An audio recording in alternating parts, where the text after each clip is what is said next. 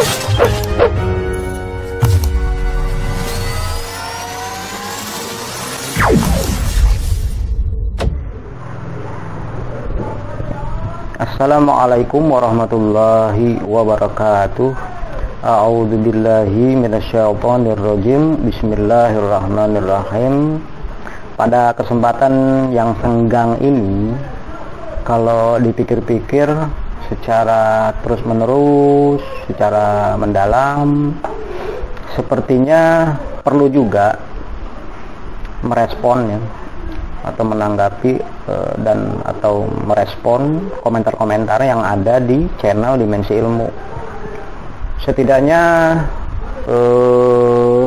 diharapkan ada tujuan supaya ada interaksi pemahaman ilmu ya. Interaksi pemahaman ilmu dari yang menyampaikan maupun yang menerimanya gitu. Sekaligus juga agar tidak berlarut-larut kalau tidak ditanggapi, kalau tidak direspon, lama-lama bisa menjadi salah paham atau ada terjadinya kesalahpahaman, bahkan mengarah kepada fitnah ya, fitnah. Nah, ngomong-ngomong soal fitnah, ini langsung saja kita bacakan pertanyaan dari Ibu Rini Hardini. Nah, tapi nggak tahu nih di mana tempatnya atau lokasi atau alamatnya di mana. Pertanyaannya, Pak Ustadz, Pak Ustadz, kalau ayat tidaklah kami biarkan kalian mengatakan beriman sebelum kami uji seperti umat sebelumnya, itu maksudnya gimana? Apakah ujian keimanan itu pasti berupa penderitaan? Sehingga jika belum menderita, berarti belum beriman. Terima kasih. Itu pertanyaannya ya. Itu pertanyaan dari Ibu Rini Hardini. Jadi bentuk pertanyaan itu seolah-olah mengandung nalar ya, atau orientasi bahwa kalau mau beriman itu harus cari-cari penderitaan dulu gitu. Bisa ke sana nalarnya atau orientasinya, bisa ke sana gitu. Lihat dari bentuk pertanyaan ya. Soalnya kan itu pasti berupa penderitaan. Sehingga jika belum menderita berarti belum beriman. Berarti kan mau beriman menderita dulu, atau mau beriman cari-cari penderitaan dulu. Bukan begitu ya orientasinya ya. Orientasinya bukan begitu. Jadi kita lihat di sini di ayatnya itu kita bisa ambil ahasiban nasu ayyutraku ayyaqulu amanna wahum la yuftanun. Ahasiban nasu, apakah manusia mengira, ayyutraku, mereka dibiarkan begitu saja, ayyaqulu, menyatakan, amanna, kami beriman, wahum la yuftanun, sementara mereka tidak diuji di situ. Nah, yuftanun itu kata kerja pasif ya, dari futina yuftanu. Dari kata kerja aktifnya itu fatana yaftinu, fitnan atau fitnatan. Artinya bisa menguji. Nah, fitnatun itu kalau dilihat secara harfiah ya, itu artinya ada banyak ya. Al-fitnatu bisa ad-dalalah ya, ad-dalalu, kesesatan. Bisa juga al-kufru, kekufuran atau sikap negatif. Nah, bisa juga artinya sihru ya, sihir, sihrul jamali, sihir dalam konteks kecantikan ya, berarti yang memikat hati gitulah. Bisa juga al-mihnatu, al-mihnatu itu batu ujian atau cobaan ya. Bisa juga al-fasihah, al-fadihah ya, aib atau noda. Bisa juga artinya al-junun, kegilaan. Bisa juga al-azab, siksaan atau siksa. Bisa juga artinya al-maradu, penyakit. Bisa juga ada lagi al-malu wal auladu. Al-malu wal auladu, harta dan anak-anak. Nah, terakhir bisa juga asyighabu, kegaduhan, kerusuhan atau huru-hara. Itu arti-artinya ya, ada banyak arti yang bisa dipakai untuk kata al-fitnah ya, atau al-fitnatu. Nah, di ayat tadi wahum la yuftanun itu menggunakan kata kerjanya, yaitu kata kerja pasif ya. Berarti kalau secara kembalikan ke katanya itu, sementara mereka tidak difitnah. Nah, tidak difitnah ini tidak difitnah dalam arti apa? Tidak dalam arti yang mana yang mau dipakai gitu. Apakah diazab, apakah diuji, apakah disikapi secara negatif dan atau sebagainya, disesatkan dan sebagainya ya. Dari arti-arti yang tadi disebutkan, arti fitnah ya, kesesatan, kekufuran, yang memberikan hati, batu ujian dan sebagainya itu. Tapi di sini kan diartikan nanti ujian di situ.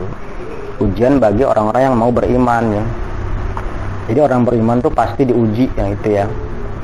Tapi apakah itu selalu pasti penderitaan? Nah, itu coba kita angkat satu ayat yang berbunyi wa huwa alladzi khalaqas samawati wal arda fi sittati ayyamin wa kana arshuhu 'alal ma'i liyabluwakum ayyukum ahsanu amalan. Jadi dialah Allah yang menciptakan semesta angkasa dan bumi ini dalam sittati ayyam, 6 yaum ya, 6 yaum, dan wa kana arshuhu 'alal ma'i. Arsunya itu, arasnya itu meliputi atau terdiri dari rumusan al-ma'u. Nah, itu semua, penciptaan itu semua dengan tujuan gitu, liyabluwakum ayyukum ahsanu amalan. Guna dia Allah menguji kalian. Ahsanu amalan ya. Ayyukum ahsanu amalan. Mana di antara kalian yang lebih ihsan diukur dari laku perbuatannya ya. Itulah tujuan Allah menciptakan semesta angkasa dan bumi, yaitu untuk menguji kalian ya. Kalian tuh bisa manusia ya, siapa yang lebih ihsan. Jadi tujuannya itu kalau manusia berarti mencapai tujuan ihsan tadi, diukur dari laku perbuatannya, apakah pas menurut rancangan Allah, apakah tidak gitu. Itu yang mau dicapai ya. Jadi bisa ditangkap kan maksud dari ahasiban nasu an yutraku an yaqulu amanna wa hum la yuftanun. Manusia ini tidak dibiarkan menyatakan beriman sebelum diuji. Diujinya dengan apa? Itu tadi, dengan penciptaan semesta angkasa bumi. Jadi segala sesuatu yang ada ini ujian gitu. Simpelnya begitu. Segala sesuatu yang diciptakan Allah di muka bumi, baik di semesta angkasa dan di muka bumi maksudnya, itu merupakan ujian dari Allah. Nah, ujian ini dalam kaitannya dengan mukmin yang mau mencapai tujuan ihsan tadi apa gitu, hubungannya di mana? Bisa kita lihat salah satunya bisa kita angkat ayat faminhum man amana bihi wa minhum man sadda anhu. Nah, di situ ada kelihatan ada sodda. Di ayat lain juga soddu ya, mereka menghalang-halangi gitu. Jadi terlihat di situ mukmin mau mencapai tujuan, dalam hal ini garis iman ya, garis iman atau fisabilillah ya. Itu ada yang bertindak man sadda anhu, menghalang-halangi. Mereka menghalangi ya. Itu ini kan ujian nih, ini menjadi ujian gitu. Ini kan mau jalan nih ke arah tujuan, ada yang menghalangi. Nah, menghalangi itu man sadda anhu. Jadi bisa berlaku di situ fitnah sama dengan al-kufru ya, kekufuran gitu. Kekufuran. Jadi yang menghalangi orang untuk beriman adalah kekufuran. Orang untuk mencapai ihsan tadi itu kekufuran gitu. Itu kalau dilihat dari budaya ya, dalam arti pandangan, penilaian dan sikap negatif orang kufur yang menghalangi orang mukmin mau mencapai ihsan gitu.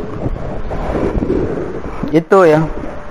Ya kalau kebanyakan dijelaskan juga nanti bingung ayatnya. Intinya begini aja lah. Intinya itu kalau fitnah, kalau dalam arti azab berarti itu kan akibat, hasil atau ujung dari perbuatan orang kufur ya. Jadi pelanggaran, bersikap melakukan kejahatan itu ujungnya azab gitu. Itu fitnah gitu. Itu fitnah bagi yang mukmin gitu. Yang menghalangi mukmin itu kan pasti menghalangi mukmin itu. Termasuk yang kegaduhan, huru-hara segala macam, ketidakseimbangan semesta alam dan bumi ini. Karena di ayat lain kan ada azab juga yang walau anna ahlal qura amanu wattaqau la fatahna alaihim barakatin minas sama'i wal ard walakin kadzabu fa akhadnahum kami hukum dia gitu bima kanu yaksibun akibat dari perbuatan atau apa yang mereka usahakan itu kan ada iman juga di situ. Walau anna ahlal qura amanu, kalau saja penduduk negeri ini beriman dan bertakwa, pasti la fatahna akan kami bukakan barokatin itu an-nama'u wa ziyadah ya, sudah sering disampaikan itu sama dengan kemakmuran. Akan kami bukakan kemakmuran dari semesta angkasa dan bumi ini. Tapi walakin kadzabu, mereka itu membuat semua itu menjadi bohong. Fa akhadnahum, kami hukum dia, artinya kami azab dia gitu. Kami azab mereka karena disebabkan karena laku perbuatan atau usaha ya, apa yang mereka usahakan itu. Jadi dampaknya itu azab yang lawan dari kemakmuran, berarti di situ lawan dari kemakmuran itu pun menjadi azab, itu pun fitnah ya. Fitnah bagi orang yang mukmin gitu ya.